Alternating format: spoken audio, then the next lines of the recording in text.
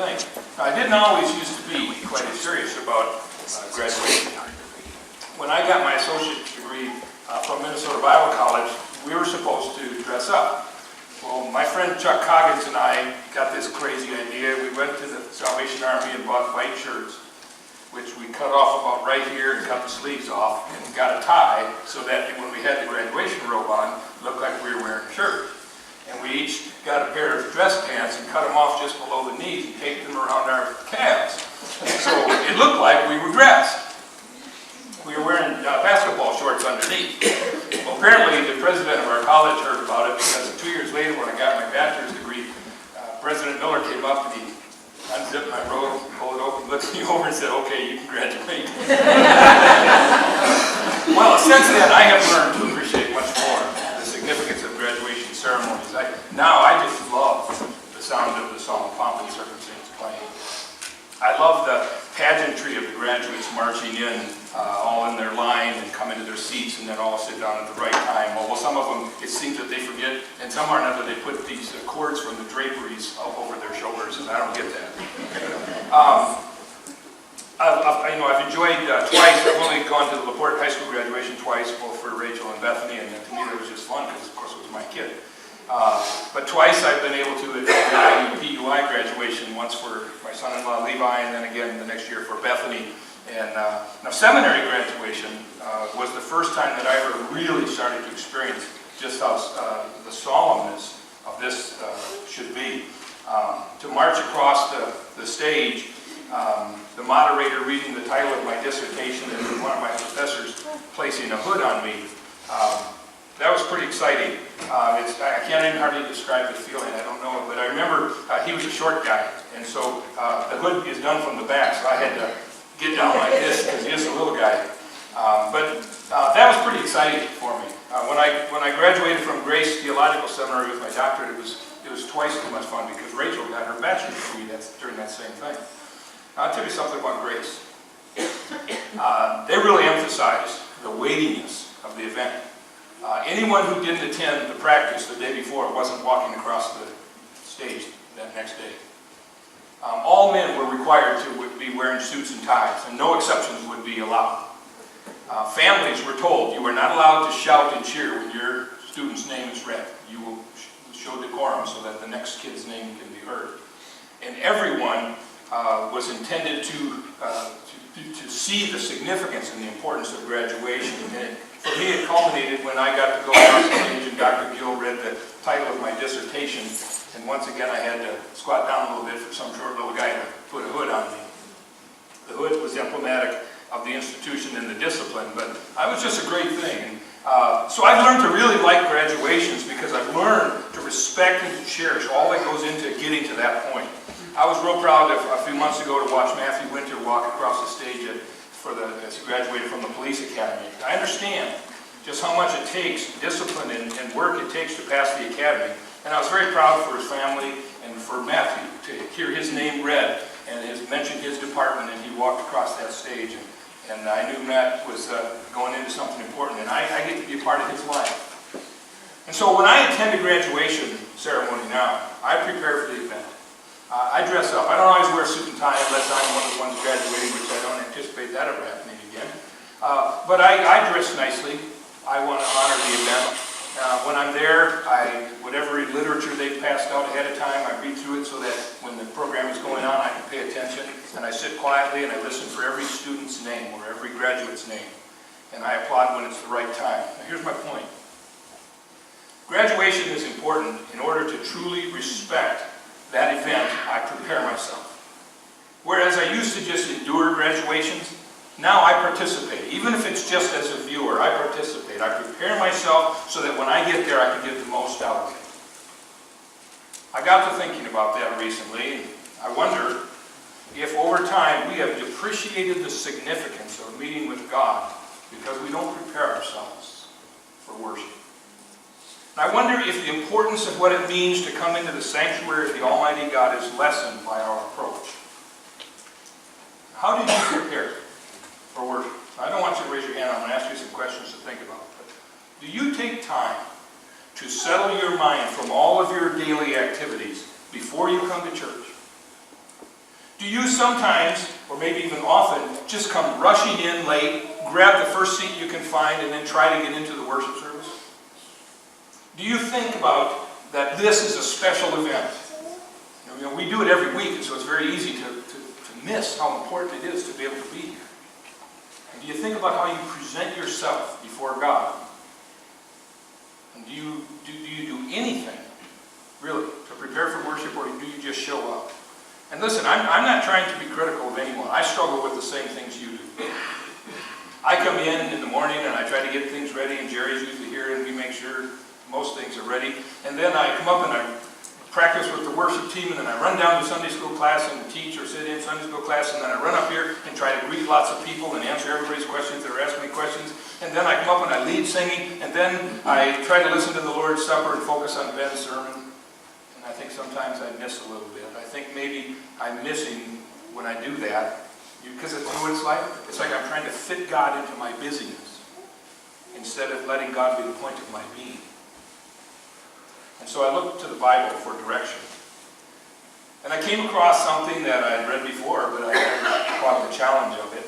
And I think sometimes I approach worship as part of my job instead of an important meeting with the Creator. Exodus 19 records Israel's first meeting with God after escaping slavery. In the 3rd month after Israel left Egypt, they came to the desert of Sinai. And God spoke to Moses to reiterate his covenant with Israel, that if they would obey him and they would keep his commandments, then they, of all the nations of the earth, would be a holy nation to him.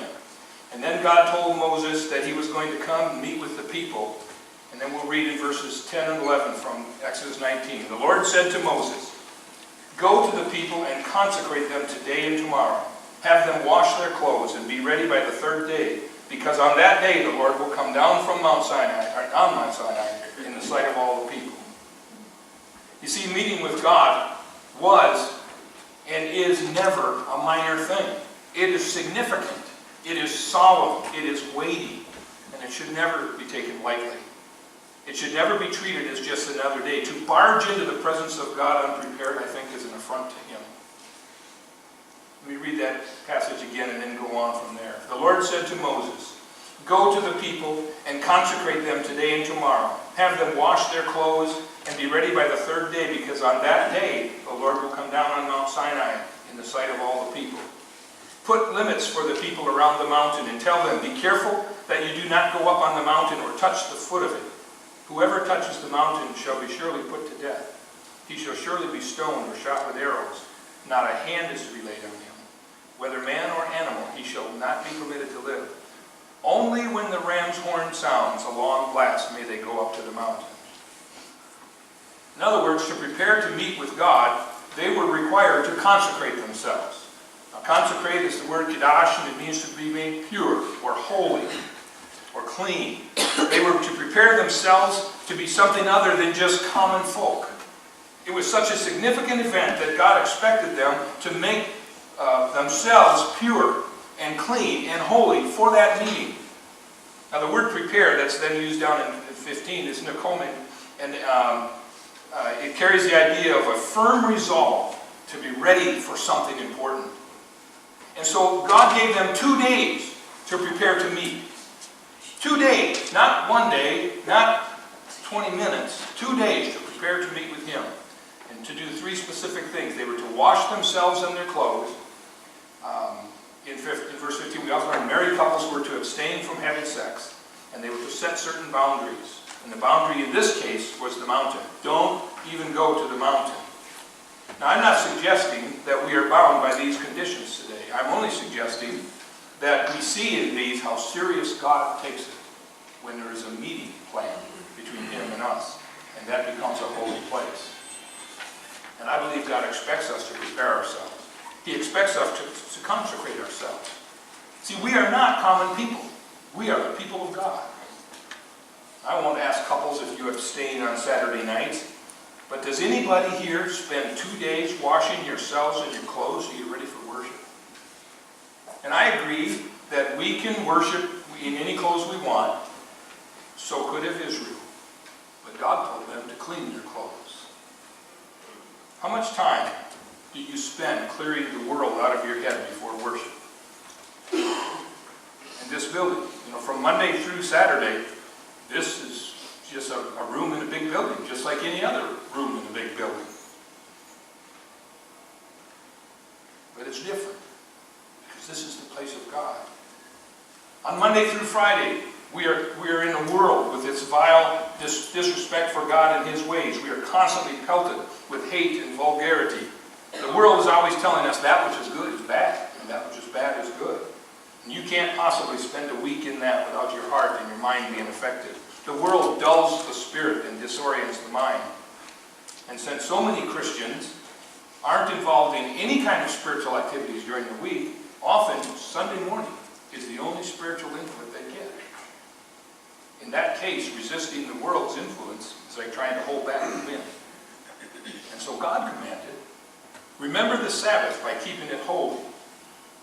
For in 6 days the Lord made the heavens and the earth, the sea, and all that is in them, but He rested on the seventh day. Therefore the Lord blessed the Sabbath day and made it holy. Now it wasn't that God was tired. He was finished.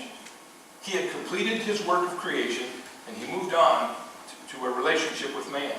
And so He established the Sabbath so that His people would have time to come and meet with Him, so that they could focus on Him, and so that they would be able to get the world, the 6 days of the world out, so they could get back to where God wants them to be. When God came to Mount Sinai, He spoke with thunder and lightning and the sound of trumpets. And it was through this focused encounter with God that He delivered the Ten Commandments and established the standard by which He expects His people to live. Now see, they could have gone in there unprepared, and I don't believe they could have received what God had to offer if they had not prepared themselves. Their hearts had to be ready. Their minds had to be clear. Their wills had to be open. Then and only then could they hear what God had to say. And I wonder if sometimes we miss what God has to say to us because we have not prepared ourselves before we come to worship.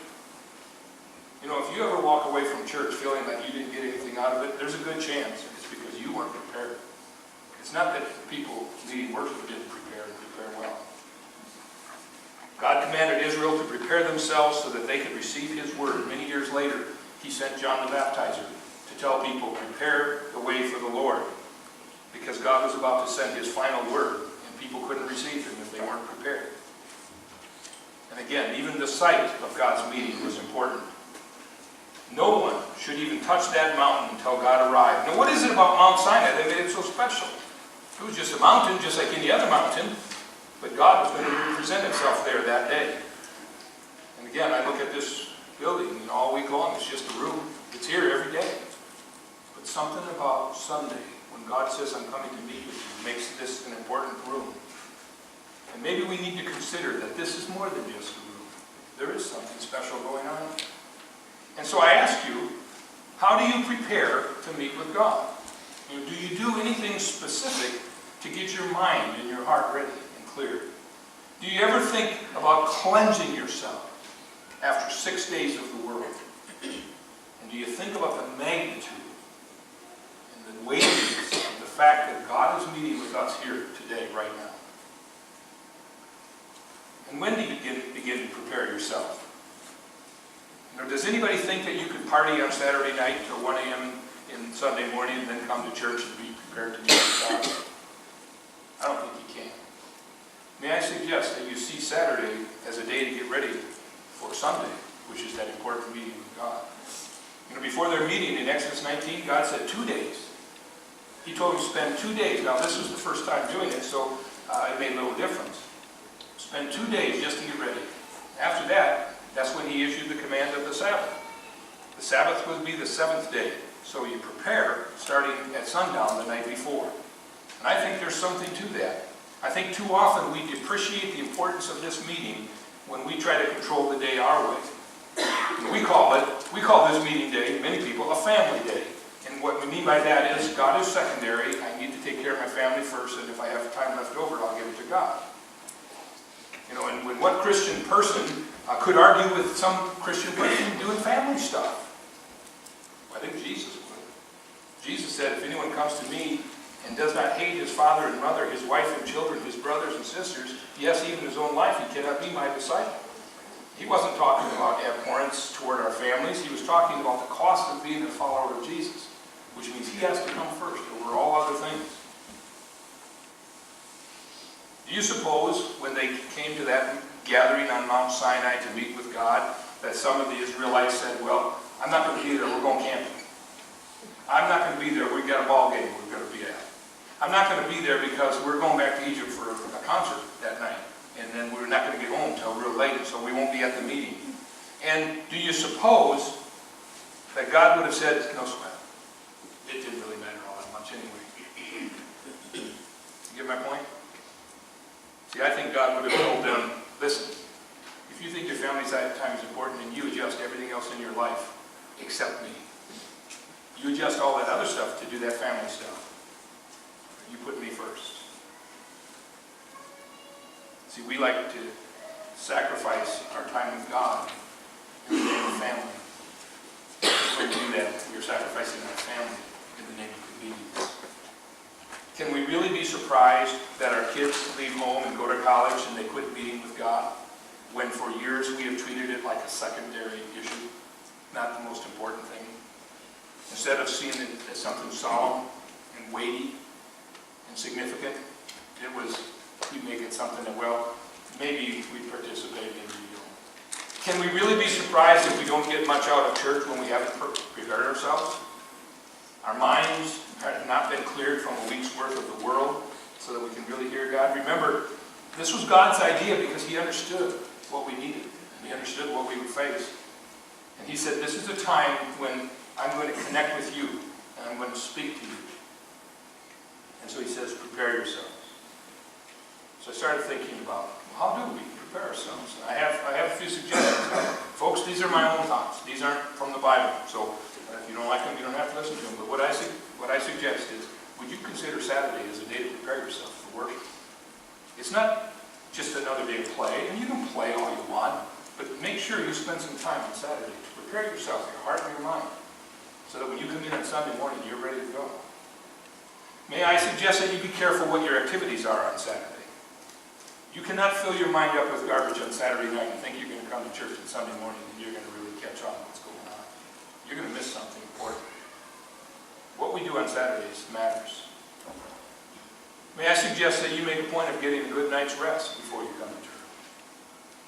Now, I know we only get so many days to play. You get the rest of eternity to play. I'd rather play in heaven than in hell. I'm going to make sure I'm able to tune into God. So I encourage you to make a point, get rested up. Make sure your Saturday isn't something that's going to mess up Sunday. I'd encourage you to read something devotional on Saturdays. Get your mind ready so that you know God is speaking. How many people here know it snowed yesterday? Anybody? Okay. How many people know that when it has snowed, you're going to have to drive a little slower? Anybody know that? Okay. So how many people barely made it to church today? Don't raise your hand. Because you forgot that you're going to have to drive a little slower to get here. See, that's part of preparing ourselves. You know, I'm coming to meet with God. So it's going to take me an extra 10 minutes to get there. I'm going to get up earlier. I'm going to get there on time so that when I come in, I'm not rushed in. I can settle in and I can hear from God today. How many people know if there's a train track between you and home? And you come to church and go, oh, I got here late because of the train. You knew that train track was there. You get my point? We need to prepare ourselves to worship. You don't just come flying in and think that you're really going to connect with the Lord. I also encourage you to think about how you present yourself. I think what you wear matters. I'm not criticizing people who don't dress the same way I do for church. But if you just slop together some clothes, that's not very respectful, and I don't think God honors that. I think God expects us to show that we care, that we think this matters. That's why he told them to spend 2 days cleaning their stuff. And I don't want you showing up in ragged clothes, is what he was saying to them. And I'd encourage you to pay attention to what's going on when you come in. Come in early enough that you can look through the bulletin, you can get all that stuff done so that your mind is ready. And when the worship starts, so you're able to be prepared. Ken Geyer is a graduate of Dallas Theological Seminary, and he's the author of over 20 books. Most of them have to do with our relationship with God. And he wrote one book called Windows of the Soul that was, as the book cover says, to provide a fresh perspective on worship for people who desire a richer, more significant experience of the presence of God. And he made this interesting observation. This is a quote. We look and listen, but instead of receiving, we react. Instead of surrendering, we resist. Instead of coming away changed, we come away critical. And that is true whether we come away from a movie we see on Saturday night or a sermon we hear on Sunday morning. It doesn't have to be that way, friends. If we will take the time to honestly prepare ourselves